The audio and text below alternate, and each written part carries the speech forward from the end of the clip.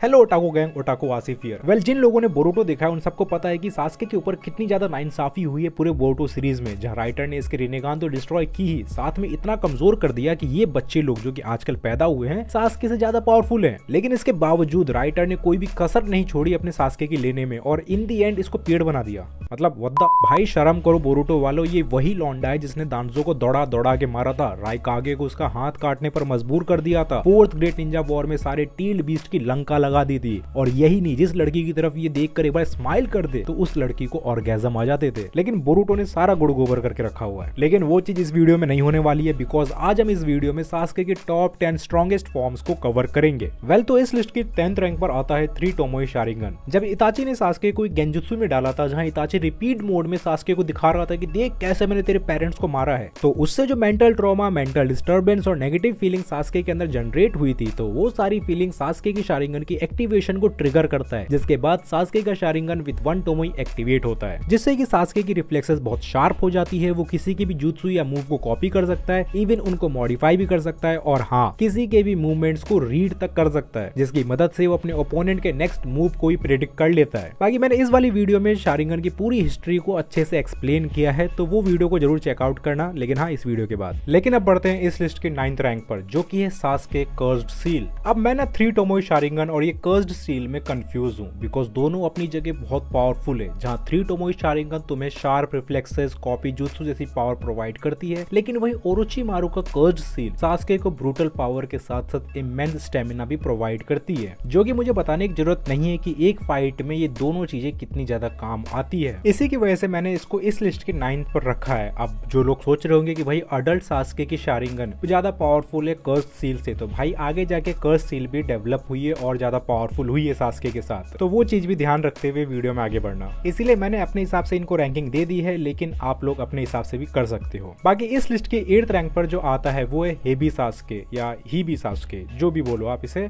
जब नारुतो के एंड में सास्के ओरोचिमारू के पास चला जाता है, बिकॉज उसे चाहिए था पावर और ओरोचिमारू को चाहिए थी सास्के की बॉडी। सास्के की बॉडी आई मीन उस वे में नहीं, बस एक्सपेरिमेंट ऑल दैट। और इसी की वजह से हम सबको नारुतो शिपुडेन के शुरू में ही दिखा दिया था कि Sasuke with the help of Orochimaru scientific research की इतना पावरफुल हो चुका था कि उसने उस वक्त के टीम 7 को सिर्फ अपने प्रेजेंस से ही ओवरवेल्म कर दिया था। एंड ओरोचिमारू अगर सास्के को नहीं रोकता तो शायद वो किरीन की हेल्प से पूरे टीम 7 को वाइप आउट कर देता। जहां एक वक्त पर तो कुरामा तक को गूज़बम्प आ गए थे कि उसने सेकंड मादरा उचिहा को देख लिया हो, बिकॉज तब तक सास्के ने अपने शारिंगन पर मास्टरी कर ली थी, इसलिए तो वो नारुतो के अंदर तक देख पाए। आई मीन वो नहीं। खैर, बढ़ते हैं इस लिस्ट की 7th रैंक पर आने वाले फॉर्म की, तो वो है heavy Sasuke with Orochimaru powers. Well, जब सास्के को पता चलता है कि अब ओरोचिमारू के पास और कुछ नहीं बचा है कि वो सास्के को सिखा सके, जिसकी वजह से सास्के डिसाइड करता है ओरोचिमारू को मारकर उसकी पावर को एब्सॉर्ब करने का। अब ओरोचिमारू को मारने के 2 रीजन थे। फर्स्ट ये कि सास्के को अपनी बॉडी ओरोचिमारू को नहीं देनी थी, खैर जाहिर सी बात है, को नहीं देना चाहेगा। बाकी सेकंड ये कि उसे और ज्यादा पावरफुल होना था, क्योंकि उतने से पावर के साथ वो इताची को बीट नहीं कर सकता, इसलिए वो ओरोचिमारू को मार के उसकी पावर को एब्सॉर्ब कर लेता है। एंड हाँ, ऐसा करने के बाद सास्के के पास ओरोचिमारू की पावर्स का भी कंट्रोल आ जाता है, जिसकी वजह से वो अपने ही बहुत सारे फॉर्म्स को यूज कर सकता है, जिसकी मदद से वो एक हद तक इताची को चैलेंज कर सकता था, जो कि उसने किया भी। इसीलिए इस लिस्ट की 6th रैंक पर जो आता है वो है सास्के कर्ज सील एक्टिवेट। वेल, ओरोचिमारू के पावर्स को एब्सॉर्ब करने के बाद वो अपने कर्ज मार्क को उसके मैक्स पोटेंशियल पर यूज कर सकता था, जिसकी मदद से उसने इताची को ऑल आउट जाने पर मजबूर कर दिया था, जिसकी वजह से इताची ने खुद के सुसनो को एक्टिवेट किया। वेल, सास्के के इस कर्ज मार्क के भी 2 स्टेजेस थे। जैसे फर्स्ट स्टेज जिसमें सास्के की स्ट्रेंथ बूस्ट हो जाती है, और सेकंड स्टेज में तो सास्के की पूरी शक्ल बदल जाती है, जिसकी मदद से बहुत सारे टूल को यूज कर सकता था और उसकी स्टेमिना ही बहुत बढ़ जाती है। लेकिन हाँ भाई, ये फॉर्म देखने में मुझे कुछ इतना खास लगा नहीं। अब वीडियो में आगे बढ़ने से पहले इंस्टाग्राम पर ही फॉलो कर लो, क्योंकि वहां पर मैं मस्त अपडेट देता रहता हूँ। लेकिन अब बढ़ते हैं इस लिस्ट की 5th रैंक पर आने वाले फॉर्म की, तो वो है मांगेक्यो शारिंगन फॉर्म। वेल, अगर आपने मेरी ये वाली वीडियो देखी है तो आप सबको पता होगा कि मांगेक्यो शारिंगन के एक्टिवेट होने के कुछ मेजर रीजन होते हैं, जैसे कि आप अपने सिबलिंग या कोई ऐसा इंसान जो आपके बहुत करीब हो, उसे आप अपने हाथों से मार दो या उसकी मौत को खुद के आंखों के सामने होते हुए देखो, जिससे कि आपके अंदर एक ऐसी नेगेटिव फीलिंग जनरेट होती है, जिसकी मदद से उचिहा अपने शारिंगन को मांगेक्यो शारिंगन में कन्वर्ट कर पाते हैं। और इसी रीजन की वजह से सास्के की भी मांगेक्यो शारिंगन तब एक्टिवेट होती है जब सास्के के सामने इताची की डेथ होती है। और भाई वो सीन बहुत इमोशनल था यार।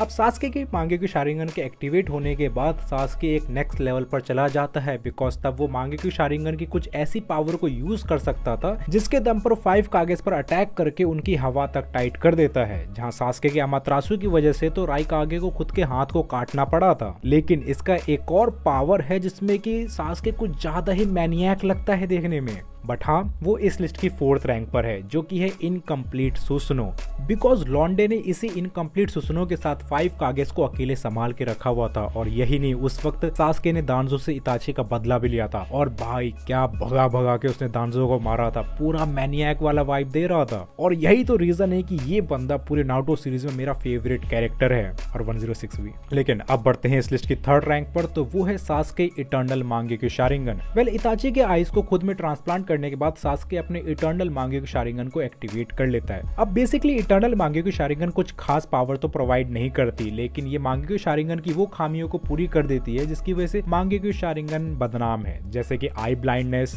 High use of chakra and incomplete Susanoo. उन सब खामियों को इटर्नल मांगेक्यू शारिंगन पूरा कर देती है, जहां ये यूजर की ड्यूरेबिलिटी को बढ़ाने के साथ साथ उसके चाक्रा को एफिशिएंटली भी यूज करती है। और सबसे गजब की चीज तो ये है कि इटर्नल मांगेक्यू शारिंगन की मदद से तुम ट्रू सुसुनो को समन कर सकते हो, और मुझे बताने की जरूरत नहीं है कि एक ट्रू सुसुनो 1 शॉट में 5 कागेस की लंका लगा सकता है। बाकी इनके ऊपर मैंने एक वीडियो में डिटेल में बात करते हुए उन सबको रैंक भी किया है, तो वो वीडियो भी जरूर से चेकआउट कर सकते हो। लेकिन ये वीडियो देखने के बाद बाकी बात करें इस लिस्ट की 2nd रैंक की, तो वो है 6 tomoe Rinnegan Sasuke. Well, 4th great ninja war में सास्के अपने रिनेगान को एक्टिवेट करता है जब उसकी मुलाकात सेज ऑफ 6 पाथ से होती है। अब यहाँ मैं आप सबको बता दूं कि सास्के को रिनेगान हमारे हगोरोमो ने दी थी, जिसकी वजह से सास्के का रिनेगान अब तक का सबसे पावरफुल रिनेगान है, और इसी की वजह से उसके रिनेगान में 6 टोमोइस थे, जो कि प्रेजेंट करता है कि वो कितना ज्यादा पावरफुल है। और हाँ भाई, उसके रिनेगान का खौफ पूरे 4th ग्रेट निंजा वॉर में दिखा है, जहां उसने सारे 9 टेल की लंका लगा दी थी। और 9 टेल की लंका लगाने के बाद सास्के ने अपना सबसे पावरफुल फॉर्म को एक्टिवेट किया था, जो कि इस लिस्ट का 1st रैंक पर आने वाला फॉर्म है, जिसका की नाम है